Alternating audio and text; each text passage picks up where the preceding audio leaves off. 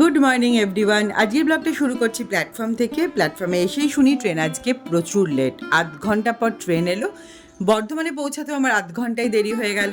11টা বাজে এখন। দেখো কি প্রচণ্ড রোদ উঠে গেছে।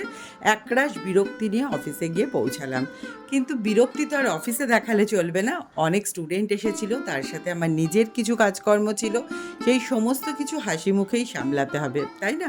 এইসব করতে করতেই আমার প্রচণ্ড জোরে একটু খিদেও পাচ্ছিল, তাই একটু পেঁপে খেয়ে নিলাম। এটা খেয়ে নিয়ে আবারও নিজের কাজকর্ম নিয়ে বসেছি।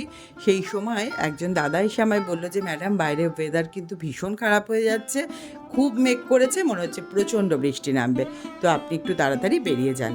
কিন্তু কাজ গুছিয়ে বেরোতে বেরোতেই একটু দেরিই হয়ে গেল। তারপরে বাইরে বেরিয়ে দেখি এইরকম শুনশান রাস্তা, অঝোরে বৃষ্টি পড়ছে, একটা টোটোও আমি দেখতে পাচ্ছি না। জানি না কিভাবে স্টেশন যাব।